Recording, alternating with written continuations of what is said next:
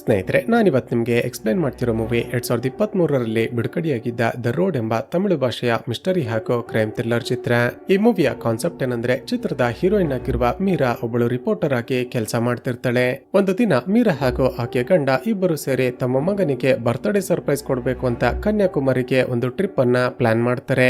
ಆದ್ರೆ ಕಾರಣಾಂತರಗಳಿಂದಾಗಿ last moment ನಲ್ಲಿ ಮೀರಾಗೆ ಟ್ರಿಪ್ಗೆ ಹೋಗೋದಕ್ಕೆ ಸಾಧ್ಯವಾಗದೆ ಈಕೆ ಮಗ ಹಾಗೂ ಗಂಡ ಮಾತ್ರ ಹೊರಡ್ತಾರೆ. ಈಕೆ ಹೊರಟ ಅವರಿಬ್ಬರು ಶಾಕಿಂಗ್ಲಿ ಸ್ವಲ್ಪ ಸಮಯದ ನಂತರ ಒಂದು ರೋಡ್ ಆಕ್ಸಿಡೆಂಟ್ ನಲ್ಲಿ ಸತ್ತೋದ್ರು ಅಂತ ನ್ಯೂಸ್ ಬರುತ್ತೆ. ಈ ಕೇಸ್ ನ ಇನ್ವೆಸ್ಟಿಗೇಷನ್ ಮಾಡಿದ ಪೊಲೀಸರು ರಾತ್ರಿ ಸಮಯವಾಗಿದ್ದ ಕಾರಣ ರಸ್ತೆ ಕಾಣದೆ ಆಕ್ಸಿಡೆಂಟ್ ಆಗಿದೆ ಅಂತ ಈ ಕೇಸ್ ಅನ್ನ ಕ್ಲೋಸ್ ಮಾಡಿರ್ತಾರೆ. ಆದ್ರೆ ಕೆಲವು ದಿನಗಳ ನಂತರ ಮೀರಾ ಆಕ್ಸಿಡೆಂಟ್ ಆಗಿದ್ದ ಆ ಜಾಗಕ್ಕೆ ಹೋದಾಗ ನನ್ನ ಗಂಡ ಹಾಗೂ ಮಗನದ್ದು ಆಕ್ಸಿಡೆಂಟ್ ಅಲ್ಲ, ಅವರನ್ನ ಯಾರೋ ಕೊಲೆ ಮಾಡಿದ್ದಾರೆ ಅಂತ ಅನುಮಾನ ಶುರುವಾಗುತ್ತೆ. ತಕ್ಷಣ ಇನ್ವೆಸ್ಟಿಗೇಟ್ ಮಾಡ್ತಾ ಹೋದಾಗ ಶಾಕಿಂಗ್ಲಿ ಆ ರಸ್ತೆಯಲ್ಲಿ ಈ ಹಿಂದೆ ಕೂಡ ರಾತ್ರಿ ಹೊತ್ತು ಹಲವಾರು ಜನ ನಿಗೂಢವಾಗಿ ಸತ್ತಿದ್ದಾರೆ ಅಂತ ಗೊತ್ತಾಗುತ್ತೆ.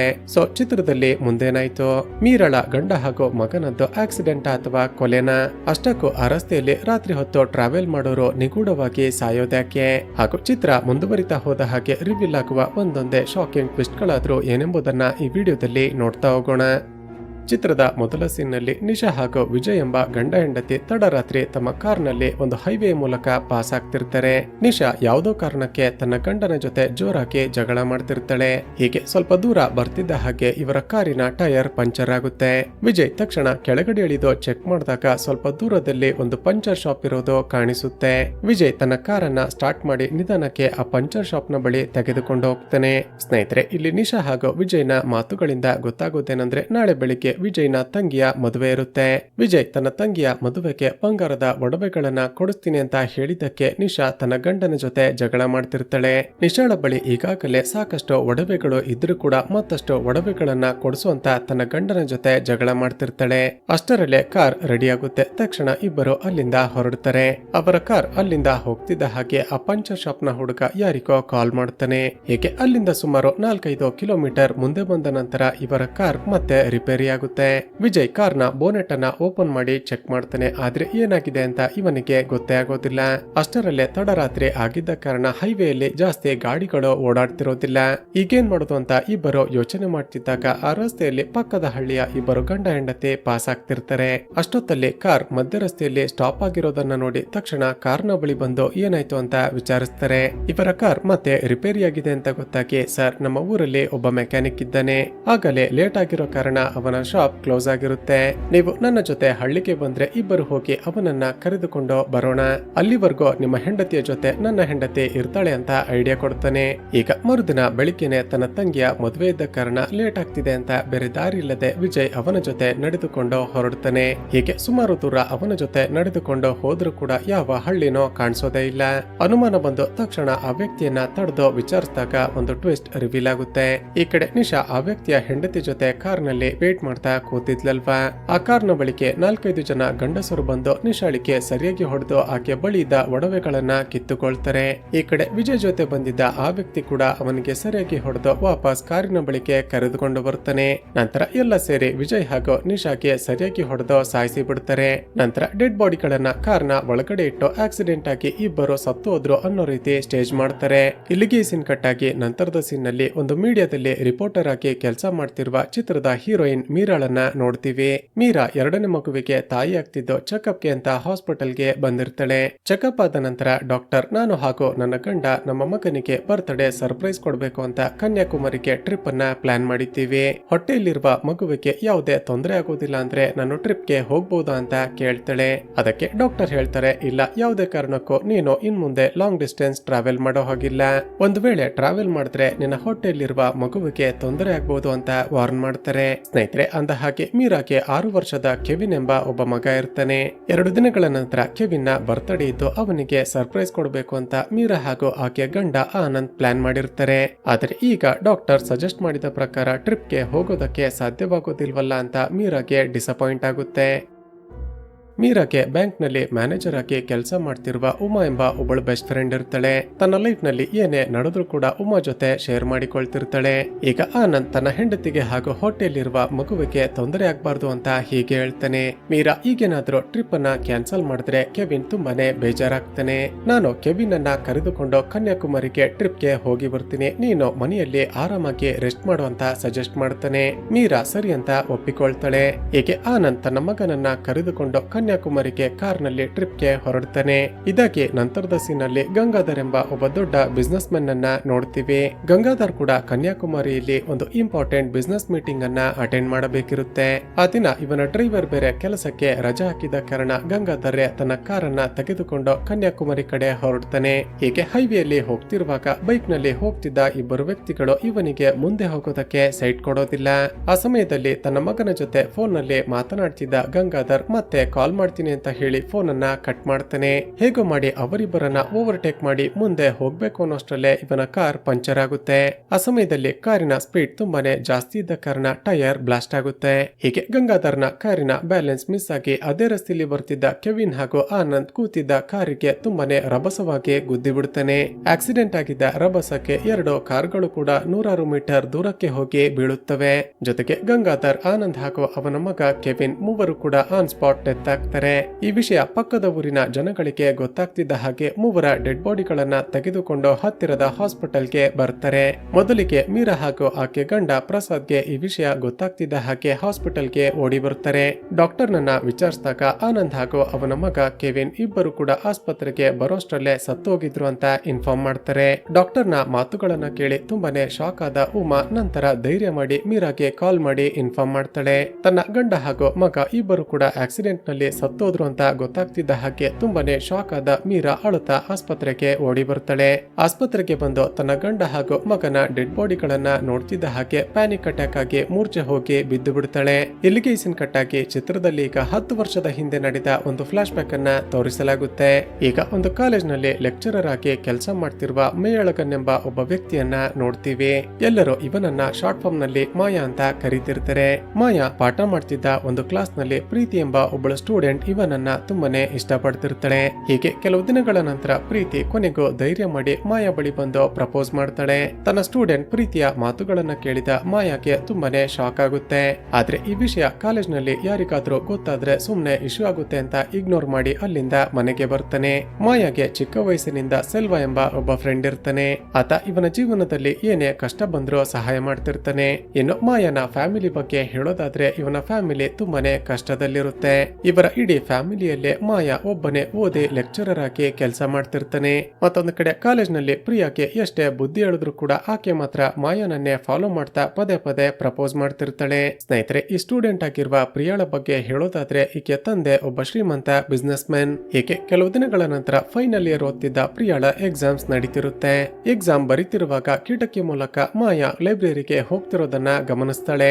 ತಕ್ಷಣ ಇದೇ ಸರಿಯಾದ ಸಮಯ ಅಂತ ಎಕ್ಸಾಮ್ ಇನ್ಚಾರ್ಜ್ಗೆ ವಾಶ್ರೂಮ್ಗೆ ಹೋಗ್ಬೇಕು ಅಂತ ಸುಳ್ಳನ್ನ ಹೇಳಿ ಲೈಬ್ರರಿಗೆ ಬರ್ತಾಳೆ. ಆ ಸಮಯದಲ್ಲಿ ಅಲ್ಲಿ ಯಾರು ಕೂಡ ಇಲ್ಲದ ಕಾರಣ ಮತ್ತೆ ಮಾಯನ ಬಳಿ ಹೋಗಿ ಪ್ರಪೋಸ್ ಮಾಡ್ತಾಳೆ.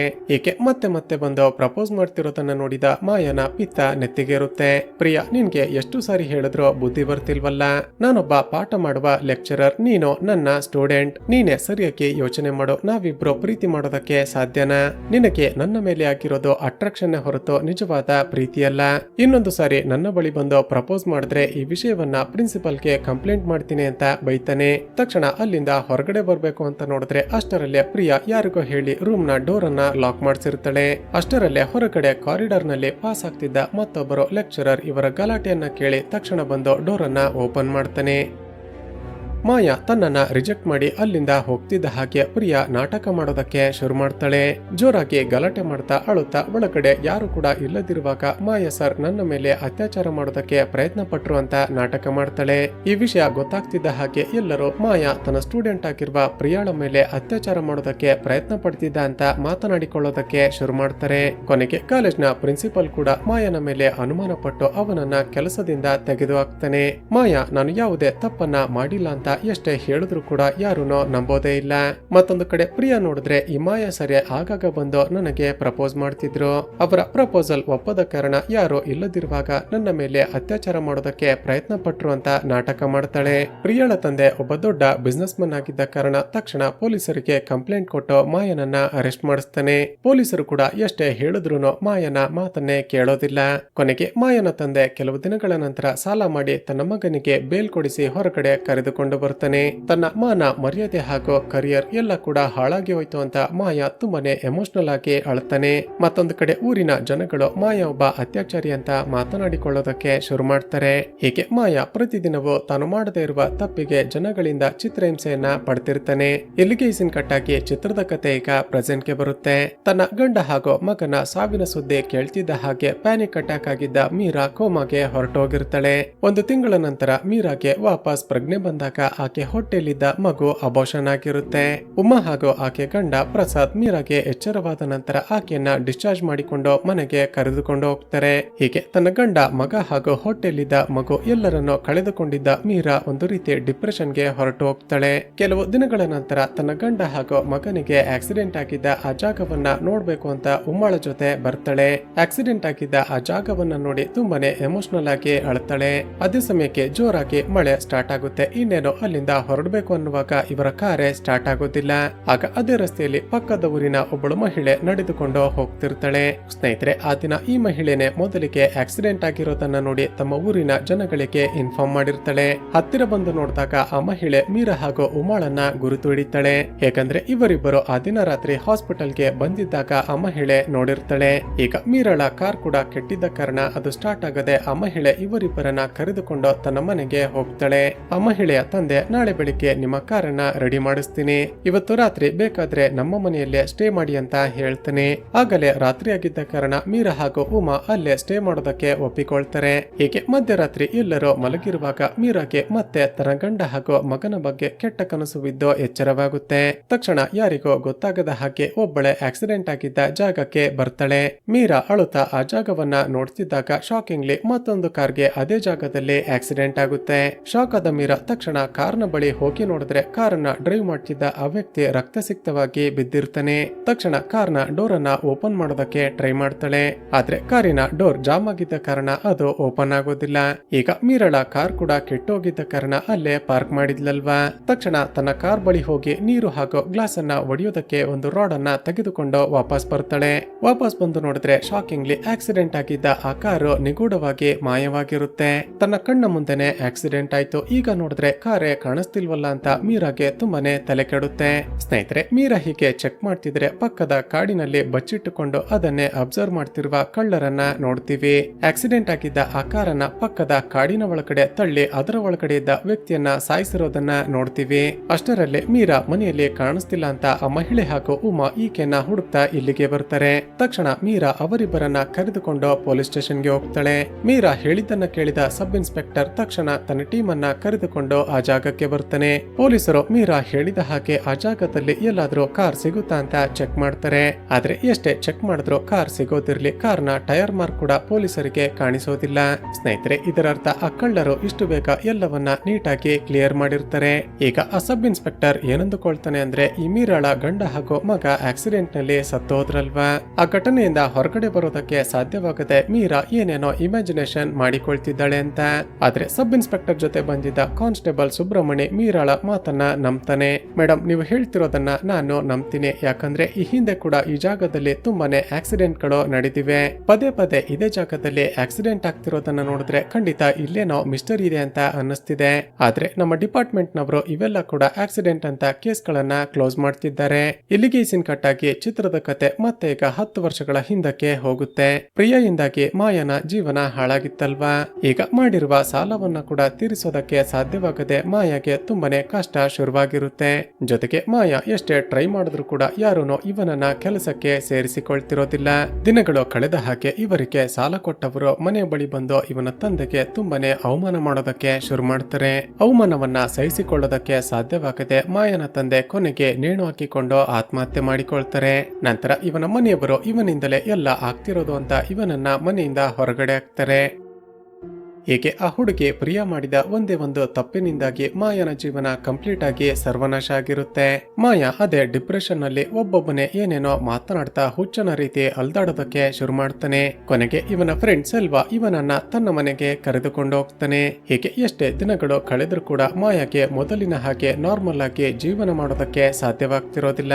ಕೊನೆಗೆ ತಾನು ಕೂಡ ಆತ್ಮಹತ್ಯೆ ಮಾಡಿಕೊಳ್ಬೇಕು ಅಂತ ಡಿಸೈಡ್ ಮಾಡಿ ಮೇನ್ ರೋಡ್ ಗೆ ಬಂದು ಸ್ಪೀಡ್ ಆಗಿ ಬರ್ತಿದ್ದ ಲಾರಿ ಮುಂದೆ ಬಂದು ನಿಲ್ತಾನೆ. ಹಾಗೂ ಇಲ್ಲಿಗೆ ಈ ಸೀನ್ ಕಟ್ ಆಗುತ್ತೆ. ಈಗ ಪ್ರೆಸೆಂಟ್ ನಲ್ಲಿ ಮೀರಾ ಆ ಹೈವೇಯಲ್ಲಿ ಪದೇ ಪದೇ ನಡೀತಿರುವ ಆಕ್ಸಿಡೆಂಟ್ ಕೇಸ್ ಗಳ ಬಗ್ಗೆ ಪಬ್ಲಿಷ್ ಆಗಿರುವ ನ್ಯೂಸ್ ಗಳನ್ನ ರೆಫರ್ ಮಾಡ್ತಿರ್ತಾಳೆ. ಆ ಜಾಗದಲ್ಲಿ ಇದುವರೆಗೂ 30ಕ್ಕಿಂತ ಹೆಚ್ಚು ಆಕ್ಸಿಡೆಂಟ್ ಗಳು ನಡೆದಿವೆ ಅಂತ ಗೊತ್ತಾಗುತ್ತೆ. ತಕ್ಷಣ ಆಕ್ಸಿಡೆಂಟ್ ಆಗಿರುವ ಫ್ಯಾಮಿಲಿಯವರ ಡೀಟೇಲ್ಸ್ ಗಳನ್ನ ಕಲೆಕ್ಟ್ ಮಾಡ್ಕೊಂಡು ಅಲ್ಲಿಗೆ ಹೋಗಿ ವಿಚಾರಿಸಿದಾಗ ಒಂದು ಟ್ವಿಸ್ಟ್ ರಿವೀಲ್ ಆಗುತ್ತೆ. ಅದೇನಂದ್ರೆ ಆಕ್ಸಿಡೆಂಟ್ ಆಯ್ತು ಅಂತ ಗೊತ್ತಾಗ್ತಿದ್ದ ಹಾಗೆ ಸ್ಥಳಕ್ಕೆ ಹೋಗಿ ನೋಡಿದ್ರೆ ಕಾರ್ ನಲ್ಲಿದ್ದ ವ್ಯಕ್ತಿಗಳು ಹಾಕಿಕೊಂಡಿದ್ದ ಒಡವೆಗಳೆಲ್ಲ ಕಳ್ಳತನ ಆಗಿರುತ್ತವೆ. ಹಾಗಾದ್ರೆ ಯಾರೋ ಪಕ್ಕ ಪ್ಲಾನ್ ಮಾಡಿ ಒಡವೆ ಹಾಗೂ ದುಡ್ಡಿನ ಆಸೆಗೆ ಈ ರೀತಿ ಮಾಡ್ತಿದ್ದಾರೆ ಅಂತ ಉಮಾ ಹಾಗೂ ಮೀರಾಗೆ ಅನುಮಾನ ಶುರುವಾಗುತ್ತೆ. ಈಗ ಮೀರಾ ತಕ್ಷಣ ಆ ದಿನ ತನ್ನ ಗಂಡ ಹಾಗೂ ಮಗ ಹೋಗ್ತಿದ್ದ ಕಾರ್ಗೆ ಗಂಗಾಧರ್ ಎಂಬ ಒಬ್ಬ ಬಿಸ್ನೆಸ್ ಮನ್ ನ ಕಾರ್ ಬಂದು ಆಕ್ಸಿಡೆಂಟ್ ಮಾಡಿತ್ತಲ್ವಾ. ತಕ್ಷಣ ಹೋಗಿ ಅವನನ್ನ ಮೀಟ್ ಮಾಡ್ತಾರೆ.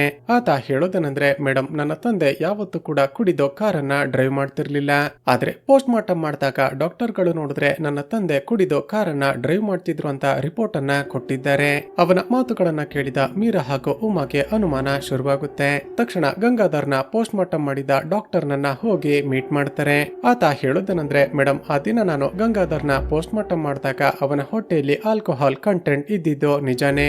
ಆದ್ರೆ ಅವನ ಬ್ಲಡ್ ಹಾಗೂ ಯೂರಿನ್ ಸ್ಯಾಂಪಲ್ ಅನ್ನ ಚೆಕ್ ಮಾಡಿದಾಗ ಅದರಲ್ಲಿ ಯಾವುದೇ ಆಲ್ಕೋಹಾಲ್ ಕಂಟೆಂಟ್ ಪತ್ತೆ ಆಗ್ಲಿಲ್ಲ. ಇದರರ್ಥ ಆಕ್ಸಿಡೆಂಟ್ ಆಗಿ ಗಂಗಾಧರ್ ಸತ್ತ ನಂತರ ಯಾರೋ ಬಂದು ಅವನ ಬಾಯಿ ಒಳಗಡೆ ಆಲ್ಕೋಹಾಲ್ ಅನ್ನ ಹಾಕಿದ್ದಾರೆ. ಈ ವಿಷಯವನ್ನ ನಾನು ಇನ್ಸ್ಪೆಕ್ಟರ್ಗೂ ಇನ್ಫಾರ್ಮ್ ಮಾಡಿದೆ. ಆದ್ರೆ ಅವರು ನೋಡಿದ್ರೆ ಇದೊಂದು ಡ್ರಿಂಕ್ ಅಂಡ್ ಡ್ರೈವ್ ಅಂತ ರಿಪೋರ್ಟ್ ಅನ್ನ ಸಬ್ಮಿಟ್ ಮಾಡೋದಕ್ಕೆ ಹೇಳಿದ್ರು. ಆ ಡಾಕ್ಟರ್ ನ ಮಾತುಗಳನ್ನ ಕೇಳಿದ ಮೀರಾ ಹಾಗೂ ಕಾನ್ಸ್ಟೇಬಲ್ ಸುಬ್ರಹ್ಮಣಿಗೆ ತುಂಬಾನೇ ಶಾಕ್ ಆಗುತ್ತೆ. ಈಗ ಗಂಗಾಧರ್ನ ಬಾಯಿ ಒಳಗಡೆ ಡ್ರಿಂಕ್ಸ್ ಅನ್ನ ಯಾರು ಹಾಕಿರ್ಬೋದು ಅಂತ ಯೋಚನೆ ಮಾಡ್ತಿದ್ದಾಗ ಮೋರ್ಚರಿಯಲ್ಲಿ ಕೆಲಸ ಮಾಡ್ತಿದ್ದ ಬಾಬು ಎಂಬ ಒಬ್ಬ ವ್ಯಕ್ತಿಯ ಮೇಲೆ ಅನುಮಾನ ಬರುತ್ತೆ. ಸುಬ್ರಹ್ಮಣಿ ಹಾಗೂ ಮೀರಾ ಆ ಬಾಬು ಎಂಬ ವ್ಯಕ್ತಿಯನ್ನ ಹಿಡಿದು ಸರಿಯಾಗಿ ಹೊಡೆದು ಎನ್ಕ್ವೈರಿ ಮಾಡ್ತಾರೆ.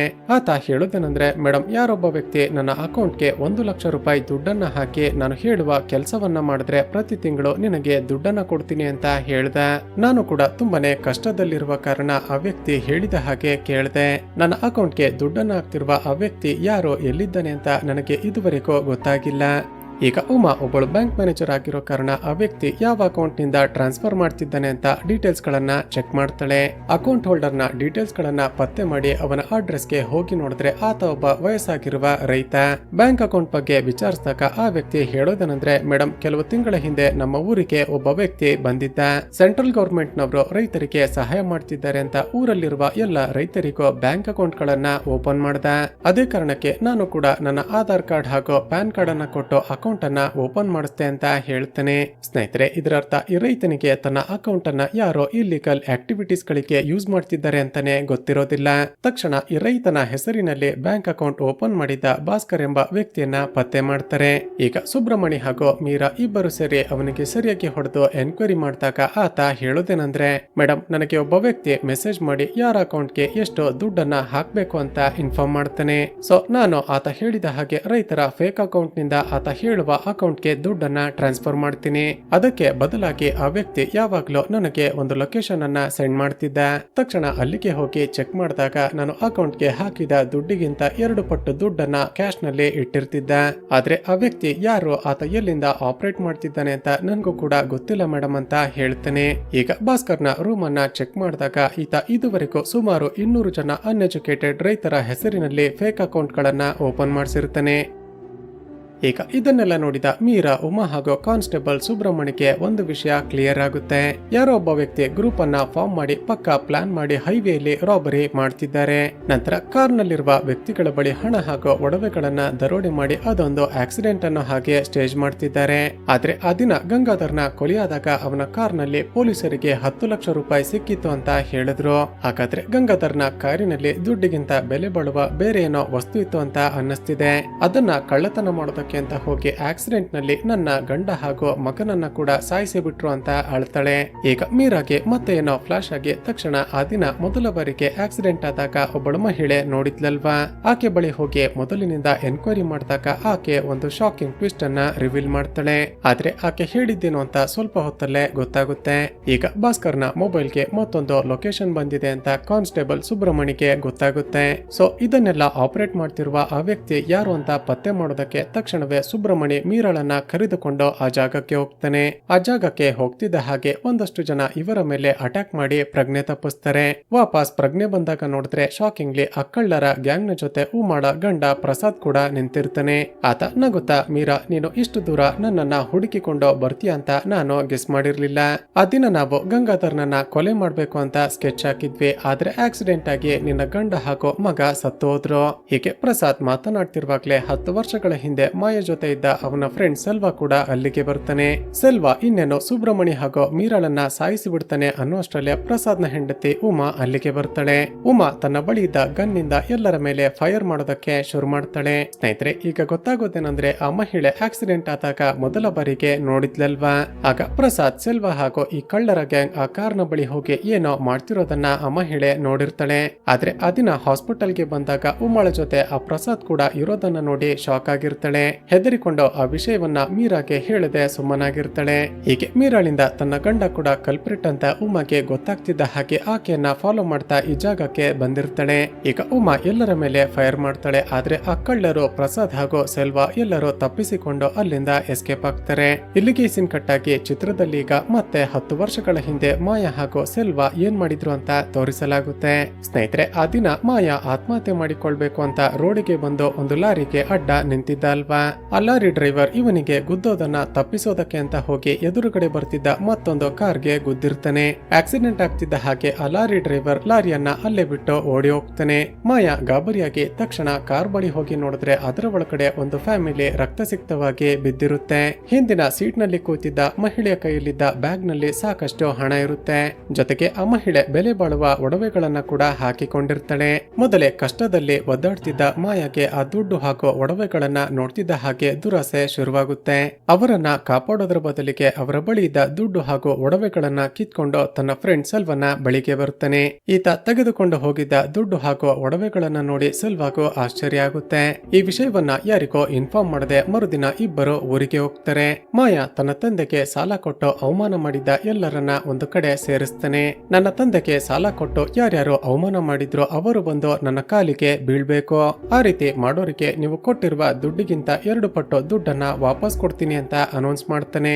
ದುಡ್ಡಿನ ಆಸೆಗೆ ಸಾಲ ಕೊಟ್ಟವರು ಬಂದು ಇವನ ಕಾಲನ್ನ ಟಚ್ ಮಾಡಿ ದುಡ್ಡನ್ನ ಈಸ್ಕೊಂಡು ಹೋಗ್ತಾರೆ. ಹೀಗೆ ತನ್ನ ತಂದೆಗೆ ಅವಮಾನ ಮಾಡಿದ ಜನಗಳು ತನ್ನ ಕಾಲಿಗೆ ಬೀಳ್ತಿರೋದನ್ನ ನೋಡಿದ ಮಾಯಾಗೆ ಒಂದು ರೀತಿ ಖುಷಿಯಾಗುತ್ತೆ. ಸೊ ದುಡ್ಡಿದ್ರೇನೆ ಈ ಜಗತ್ತಲ್ಲಿ ಬೆಲೆ, ಇಲ್ಲ ಅಂದ್ರೆ ನಮಗೆ ಯಾರು ಕೂಡ ಬೆಲೆ ಕೊಡೋದಿಲ್ಲ.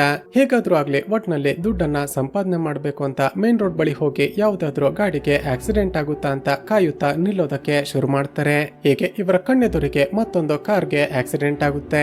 ತಕ್ಷಣ ಅಲ್ಲಿಗೆ ಹೋಗಿ ಮತ್ತೆ ಅವರನ್ನ ಕಾಪಾಡೋದ್ರ ಬದಲಿಗೆ ಅವರ ಬಳಿ ಇದ್ದ ದುಡ್ಡು ಹಾಗೂ ಒಡವೆಗಳನ್ನ ಕಿತ್ತುಕೊಳ್ತಾರೆ. ಹೀಗೆ ದಿನೇ ದಿನೇ ಇವರಿಬ್ಬರಿಗೆ ದುಡ್ಡಿನ ಆಸೆ ಮತ್ತಷ್ಟು ಜಾಸ್ತಿ ಆಗುತ್ತೆ. ತಾವೇ ಗಾಡಿಗಳಿಗೆ ಆಕ್ಸಿಡೆಂಟ್ ಆಗೋ ಹಾಗೆ ಮಾಡಿ ಅದರ ಒಳಗಡೆ ಇದ್ದ ವ್ಯಕ್ತಿಗಳ ಬಳಿ ದುಡ್ಡು ಹಾಗೂ ಒಡವೆಗಳನ್ನ ಕದಿಯೋದಕ್ಕೆ ಶುರು ಮಾಡ್ತಾರೆ. ಹೀಗೆ ರಾತ್ರಿ ಹೊತ್ತು ಇಬ್ಬರು ಕಳ್ಳತನ ಮಾಡ್ತಾ ಮಾಡ್ತಾ ಶ್ರೀಮಂತರಾಗ್ತಾರೆ.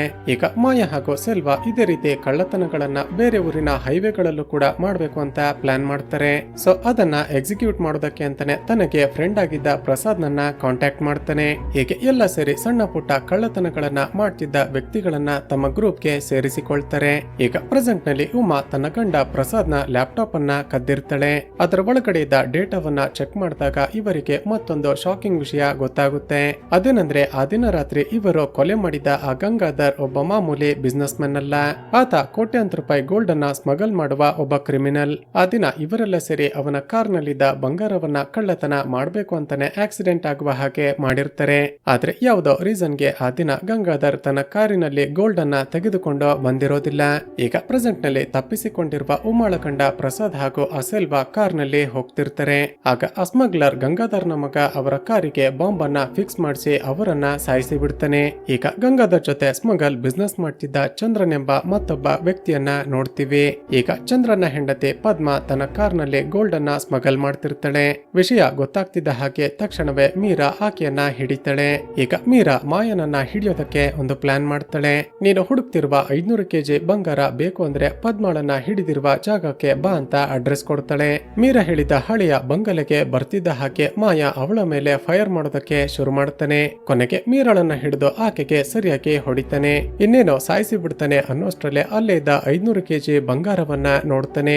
ಮೀರಾಳನ್ನ ಇನ್ನೇನೋ ಸಾಯಿಸಿ ಬಿಡ್ತಾನೆ ಅನ್ನೋಷ್ಟ್ರಲ್ಲೇ ಅಲ್ಲೇ ಇದ್ದ ಪದ್ಮಾಳನ್ನ ನೋಡಿ ಒಂದು ಸರಿ ಶಾಕ್ ಆಗ್ತಾನೆ. ಯಾಕಂದ್ರೆ ಅಲ್ಲಿ ಇವನ ಜೀವನವನ್ನ ಹಾಳು ಮಾಡಿದ ಪ್ರಿಯಾ ಅಂದ್ರೆ ಪದ್ಮಪ್ರಿಯಾ ಕೂತಿರ್ತಾಳೆ. ಸ್ನೇಹಿತರೆ, ಈ ಪದ್ಮಪ್ರಿಯನೇ ಸ್ಮಗ್ಲರ್ ಚಂದ್ರನ ಹೆಂಡತಿ.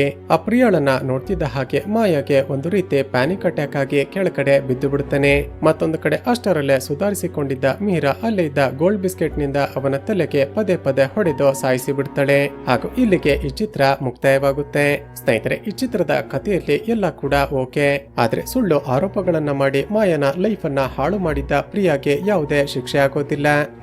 ಸ್ನೇಹಿತರೆ, ಚಿತ್ರದ ಕತೆ ಇಷ್ಟವಾಗಿದ್ರೆ ಈ ವಿಡಿಯೋಗೆ ಒಂದು ಲೈಕ್ ಮಾಡಿ ಶೇರ್ ಮಾಡೋದನ್ನ ಮರೆಯಬೇಡಿ. ಇದೇ ರೀತಿಯ ಮತ್ತಷ್ಟು ವಿಡಿಯೋಸ್ಗಾಗಿ ಈ ಚಾನೆಲ್ ಅನ್ನ ಸಬ್ಸ್ಕ್ರೈಬ್ ಮಾಡಿಕೊಂಡು ಪಕ್ಕದಲ್ಲೇ ಇರುವ ಬೆಲ್ ಐಕಾನ್ ಅನ್ನ ಪ್ರೆಸ್ ಮಾಡಿ.